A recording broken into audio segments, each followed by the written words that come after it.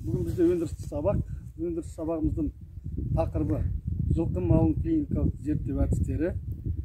Сабағымыздың мақсаты жылқы малын бекіту, теориядан алған білімімізді тәжірибеге ұштастыру. Сабағымыздың бірінші бастамай тұрып, жылқы мал болғаннан кейін малдығын істейді, неше түрлі мінезді мал болады. Сол себептен техника қауіпсіздік журналына қол қоямыз.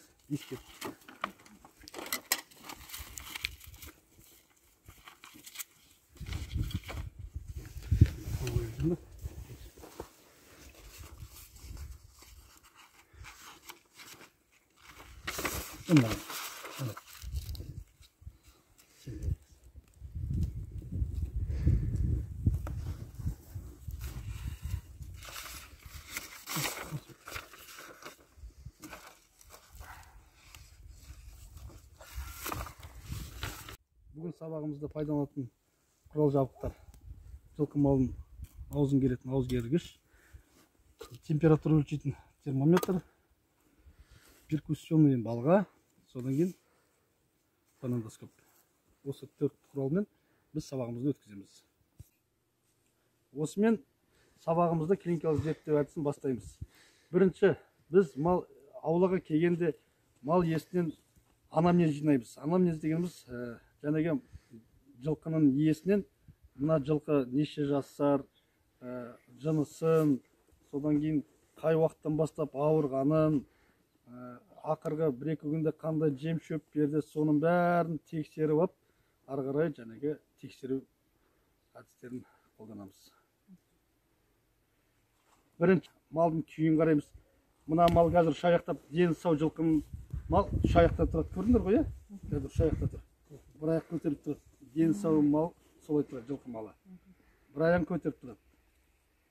Значит, бұл малдың жәнегі дені сау.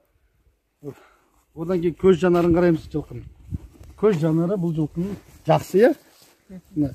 Битсендер міне, көрдің ме? Ауырып тұрған жоқ. Немене бар? Реакция бар, е? Малда. Ауырып тұрған малға бәрібір ол. Бұна қазір битсең, көз жұмып, мені құлағы жықпылық тұр. Бірінші көрдік көзін. Одан кейін құлағын қараймыз. Құлағын үшін бәрін ұстап. Мына малдың осы, дәп қазір осы жылқының құлағы іші бәрі жақсы. Күйі орташа деп айтамыз, е? Сондай қатты семіз емес, сондай қатты арық деміз. Содан кейін көзін қараймыз, жәнегі құлағын қарағаннан кейін ауыз қуысын қараймыз. Мына енді қазір күйі жақсы болып тұрғаннан кейін бізге бұл аузын қатпайды, оңайшылықпен, е? Бірақ былай қарасақ, қазір ауыз қуысында еш нәрсе жоқ, е? Бәрі жақсы. Қалыпты жағдайда. Одан кейін терісі жүнін ұстаймыз. Терісін тартып көреміз. Тартып көреміз. Әне, орнына барып тұр. Ауру малдікі бармайды, жиылып тұра береді. Жақсы деген сөз. Одан кейін ары қарай біз енді бұл малға бізге салдыра қоймайтар. Ауру мал салдырады. Градусникпен жұмыс істейміз. Дене қызуын өлшейміз, е? Дене қызуын жәнегі тікшекке саламыз. Бұны градусникті салмай тұрып, біз градусникті төменге түсіреміз, е? Нолға түсіріп, содан кейін мына қазір салғызбайды бізге, е? Тік шегіне саламыз, 5-10 минут уақыт біз ұстап тұрамыз. Тығып қойып қоямыз. Бұның салар кезде базилин жағамыз кәдімгідей, щоб ана ауыртпайтындай. Содан кейін салып қоямыз, 5-10 минуттан кейін өзі белгілі болып шығады. Дене қызуы жәнегі 37-де 5, 38-де 5, сондай немеде көрсетеді жылқы малын. Дене қызуы ол қалыпты, айтқанда нормада тұрады.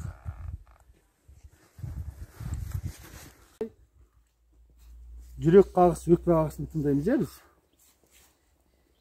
Жүрек қағысы алдыңғы қолтықтың оң жақта 1, 2, 3 қабырғаның ортасында орналасады.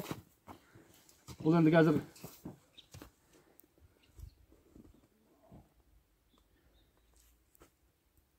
міне бұны да жәнегі уақытпен қоямыз, засекать етіп. Содан кейін алдың қолтықтың арасында 1, 2, 3 қабырғаның ортасына саламыз. Сонда өзі жүрек қағысы естіліп тұрады. Міне қазір естіліп тұр. Жаңағы перекусионный молоток деп балға дейді. Мынау жаңағы ауырып тұрған малдың мұрт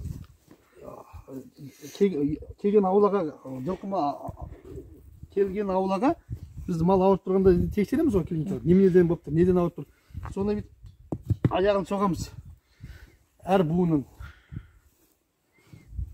Мынаған қазір енді мына малдың дені сау. Бұл теуіп жүрді мүмкін бізде. Қане. Ауырып тұрса, ол мал чувствовать етпейді жаңағылар. Өзі ауырған күйінде тұра береді. Бұл малдың былай айтқанда дені сау мал болып тұр. Ауыз кергіш. Жаңағы жылқы малында көбінесе жақ құрт болады. Сондай ауру ол. Жеген шөбі жұқпайды, жұғымсыз болады, аузында қалады, қайта-қайта тастай береді. Сол себептен мынау жылқы малына арналған осыны тығып, мынаны қазір ауырып тұрған жоқ қой. 2-3 адам болады, фиксатор көмектесетін көмекшілер. Мынаны аузын ашады да, мынаны салып, аузын астына керіп қояды. Содан кейін ары қарай жақ құртын шауып алады, сөйтіп аузына ем жасайды. Ауыз қуыстарына. Енді лимфа түйіндері жылқы малында көбінесе сақау ауруына ұшырайды бұлар. Сақау ауруына қашан ұшырайды? Жылқы малы күн ыстықта, жаман жерден шалшық сулар ішкенде, қатты терлеп кеп су ішкенде сақау оқылады. Сақау дегеніміз бездер жұмыс істемейді. Жылқы малында подчелюстный без дейді. Жақ астындағы без. Без түйінділер дейді ғой. Осылар сынып кетеді. Қазір қарасаңыздар, мына жылқыныкі қалыпты. Шап безі болады, қолтық безі болады.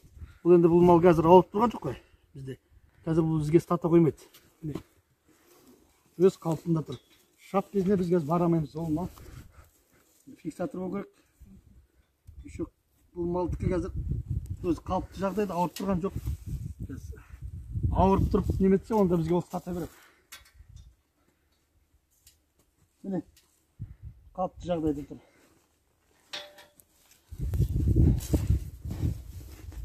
Оқушылар, жылқы малымыздың бүгінгі клиникалық зерттеу әдісі деген. Жаңағы мал ауырған аулаға барғанда, жылқы мал болсын, ірі қара мал болсын, барған бетте бірінші анамнез жинайсыңдар, одан кейін ары қарай өздерің жаңағы тексеру әдісіне көшесіңдер.